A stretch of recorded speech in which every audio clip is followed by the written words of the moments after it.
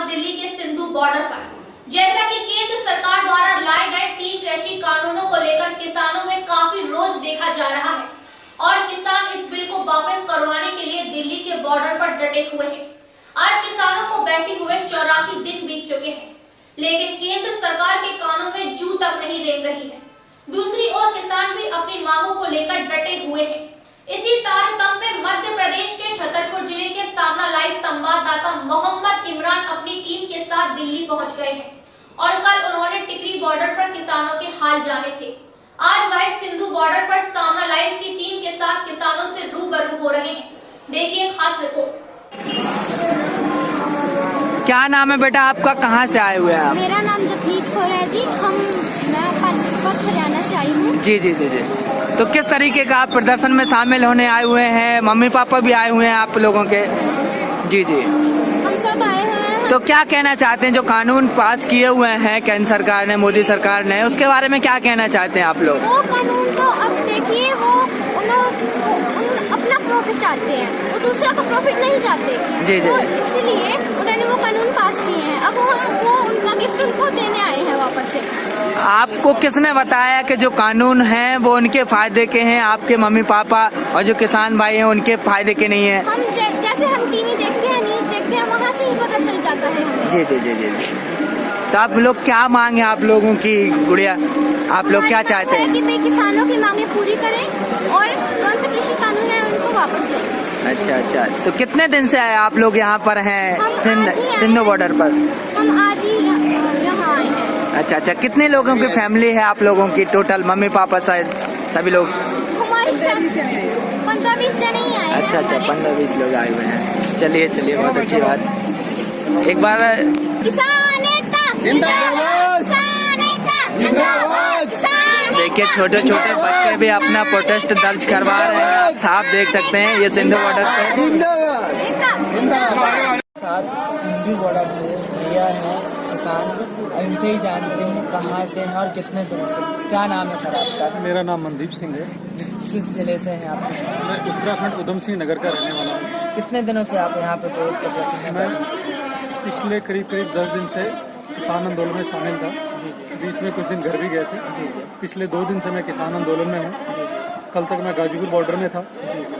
आज सुबह ही मैं यहाँ पे सिंधु बॉर्डर पे पहुँचा हूँ। मैं आपको बता देना चाहता हूँ कि मैंने आर्मी की 17 साल की सेवा देने के बाद पिछले 2 साल से रिटायरमेंट के बाद यहाँ का माहौल देखा है। मैं जिस डिपार्टमेंट में था वहाँ पे रहने के उस दौरान वहाँ पे हमें किसी भी धर्म जाति में बिल्कुल नहीं बांटा जाता है। बिल्कुल सही बात है। जो ये सरकार है, पिछले 2 साल से मैंने यहाँ आने के बाद ये देखा है कि ये सरकार विकास के नाम पे सिर्फ लोगों को बांटने में लगी हुई है। इस सरकार के पास विकास के लिए कोई काम नहीं है। एयरपोर्ट, रेलवे, हर डिपार्टमेंट को ये बेच रहे हैं। इनके जिस भी स्टेट में इलेक्शन आता है, सारे का सारा डिपार्टमेंट इनका, सारे मंत्री, सारा विभाग इनका वहाँ पे जाके इलेक्शन के प्रचार में लग जाते हैं। दिल्ली के इलेक्शन में इन्होंने सारे मंत्री, सारा का सारा जो बीजेपी का दल था, सारे का सारा प्रचार में लगा रहा है। अब बंगाल का इलेक्शन है तो सारी की सारी पार्टियां इनकी वहाँ पे जाके प्रचार कर रही हैं। जबकि यहाँ पे 2 महीने से किसान बैठे हैं, 200 से ज्यादा किसानों की शहादत हो चुकी है। इन्हें शर्म नहीं आती। हर बार ये कहते हैं कि ये कानून बहुत अच्छे हैं। ये कहना चाह रहे थे कुछ दिन पहले, हमारे प्रधानमंत्री महोदय ने कहा कि इस कानून में काला क्या है।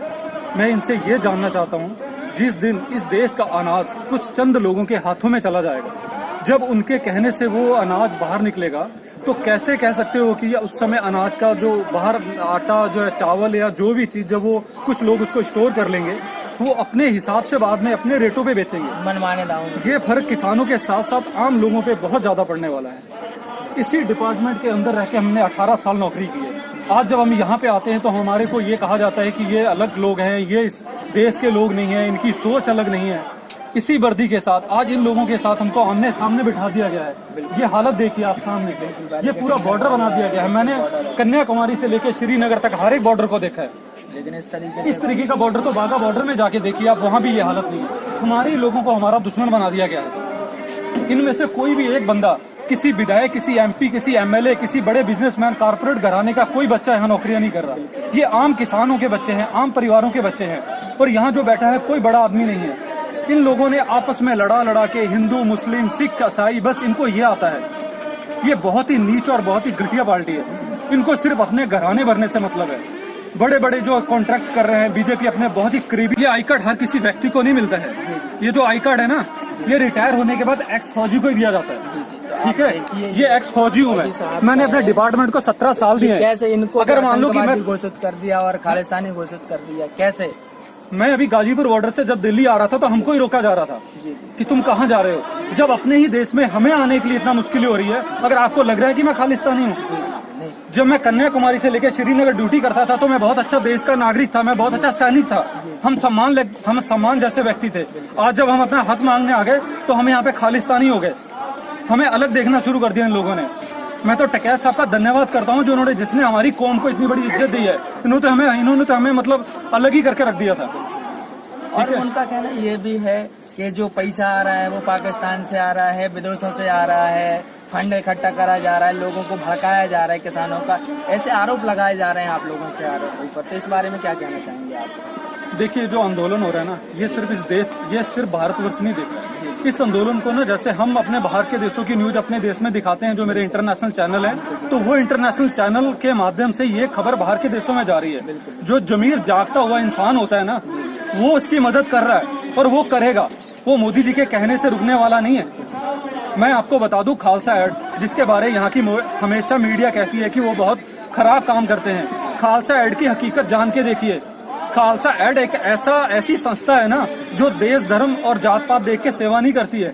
अभी 4 दिन पहले उत्तराखंड में वहाँ पे आपदा आई है, उनके लोगों ने वहाँ पे भी पहुँच गए। मोदी जी के आदमियों से पहले पहुँचने से पहले वहाँ पे कौन आरएसएस का बंदा पहुँचा है जिसने वहाँ जाके लोगों को मदद की है? खालसा एड के टीम वहाँ पे पहुंची हुई है, वो जाके उनकी मदद कर रहे हैं। और हकीकत में ये देश जान गया है कि अलगवादी कौन है और खालिस्तानी कौन है। और मोदी जी भी जितना जल्दी समझ जाएंगे उतना अच्छा होगा उनके लिए और उनकी पार्टी के लिए। कितने दिनों तक आंदोलन करते रहेंगे? कितने दिन? जैसे वो कह रहे हैं कि हम 1 इंच भी पीछे नहीं हटेंगे ना, कानून वापस लेंगे। आप कह रहे हैं हम यहाँ से नहीं हटेंगे, तो क्या बीच का कोई रास्ता हो सकता है या नहीं? मैं आपको साफ लफ्जों में कह दूं, इन कानूनों के बिना वापसी के हमारे लिए कोई रास्ता नहीं है। एक कानून ऐसा बनता है कि आप कितना भी ज्यादा से ज्यादा अनाज स्टोर कर लो, अब बताओ उसमें क्या सुधार कर दोगे आप? आपने एक ऐसा कानून बना दिया कि आप कितना भी गेहूं स्टोर करो, कितना भी धान स्टोर करो, आप उसमें संशोधन क्या करोगे? क्या संशोधन कर लोगे उसमें? आपको तो वो कैंसिल ही करना पड़ेगा ना। तो आप देख सकते हैं कितना गुस्सा है। और ये पूर्व फौजी हैं, इनको भी खालिस्तानी और आतंकी बताया जा रहा है, जबकि इनके पास आई कार्ड भी सारी चीजें हैं, इनको आने से भी रोका गया। तो इसी तरीके से सभी लोगों के ऐसे ही तरीके से गुस्सा है सभी लोगों का। मैं मोहम्मद इमरान, सामना लाइव और सत्ता सुधार से, छतरपुर MP से। घराने भरने से मतलब है। बड़े बड़े जो कॉन्ट्रैक्ट कर रहे हैं बीजेपी अपने बहुत ही करीबी लोगों को उस कॉन्ट्रैक्टों को देती है। मैं आपको बहुत करीब से बता दूं कि जो रेलवे बेची जा रही है, एयरपोर्ट बेचे जा रहे हैं, हमारी BSNL को बेच दिया, बड़े बड़े जितने भी देश के नेटवर्क हैं, ये कुछ गिनती के लोगों को देते जा रहे हैं। इनको देने का मकसद सिर्फ ये है कि वहां से क्या है, मैं आपको सीधे भाषा में बता दूं कि ये कह रहे हैं कि कॉन्ट्रैक्ट, एक किसान जब उसका बच्चा कहीं बाहर चला जाता है या उसके पास खेती करने के लिए टाइम नहीं होता, तो वो क्या करता है कि अपनी जमीन ठेके पे देता है। आप याद रखना, जब चीज कोई ठेके पे दी जाती है तो वो ठेका लेने वाला जो व्यक्ति होता है, यकीनन है कि वो भी अपनी मेहनत को अपनी मेहनत का हिस्सा रखेगा। जिस दिन अपने रेलवे, एयरपोर्ट जो हमारे से ले रहे हैं, तो क्या वो अपना हिस्सा नहीं रखेंगे? जो इनकम हमारी आज हो रही थी वो कम हो जाएगी। जो आज हम डायरेक्ट, हमारा देश अगर मान लो रेलवे से कितना जो उसका इनकम होती है, जो वो कोई ठेके पर साथ थे ना रेल मंत्री, तो रेल फायदे में थे, उसको बेचा क्यों जा रहा है? हाँ, मैं बता रहा हूँ आपको बेचने का क्या कारण है।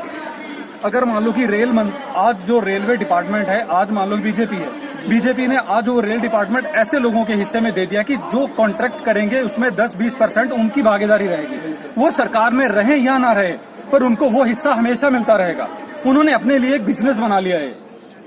ये पार्टी मतलब इनको देश के विकास से कोई लेना देना नहीं है, इनको सिर्फ लोगों को गुमराह करना है और आपस में लड़ाना है। लेकिन बीजेपी के जैसे अपने प्रधानमंत्री जी हैं, मुख्यमंत्री जी हैं और भी अन्य लोग हैं, सांसद बता कि वो यही कह रहे हैं कि ये कानून किसानों की आय दुगनी करेंगे, किसानों के घरानों को फायदा पहुंचाएंगे। तो फिर आप लोग उनकी बात क्यों नहीं मानते? आपने कहा कि आय दुगनी करेंगे। मैं आपको बता दूं कि आज पंजाब और हरियाणा के अंदर 2 एक स्टेट हैं जहाँ पे थोड़ा बहुत MSP मिलता है। मैं प्रॉपर यूपी से हूँ, मैं प्रॉपर यूपी उत्तराखंड से हूँ। यहाँ पे हमारी फसल इसी बार 2 महीने पहले 1360 रुपए, 1400 रुपए तक धान बिका है। वो भी बिका नहीं, मतलब आप अगर सेंटर में ले जाओ जहाँ पे सरकारी धान तुलता है तो वहाँ पे वो कभी मॉइस्चर के बहाने से, कभी इसके बहाने से, उसके बहाने से। जब प्रधानमंत्री बार बार कहते हैं कि एमएसपी था, है, रहेगा, तो उनको कानून बनाने में क्या परेशानी है? वो कानून बना देना। जब उनको लग रहा है कि एमएसपी है, मिल रही है, तो कानून बना दे। जो उसको एमएसपी से ऊपर अगर मान लो कि कम खरीदेगा तो वो गुनाहगार होगा ना। तो एमएसपी खाली कहने से नहीं होगी ना। मोदी जी तो बहुत कहते हैं, मोदी जी तो ये भी कहते हैं कि मैं वो कर दूंगा, सबको अमीर बना दूंगा, सबकी आय दुगनी कर दूंगा। वो सिर्फ कहते हैं, वो कुछ करते नहीं है, क्योंकि लोगों को गुमराह करना उनका पेशा बन गया है। बीजेपी के जो नेता हैं, विधायक, सांसद, उनका ये भी आरोप है यहाँ पे खालिस्तानी लोग हैं, यहाँ पे गुंडे लोग हैं, यहाँ पे किसान है ही नहीं, यहाँ पे खरीद के लाए गए हुए लोग हैं। तो इस बारे में आप क्या कहना चाहते हैं? आरोप लगा रहे हैं। मैं आपको दिखाता हूँ, मेरे पास ये आई कार्ड है। ये आई कार्ड हर किसी व्यक्ति को नहीं मिलता है।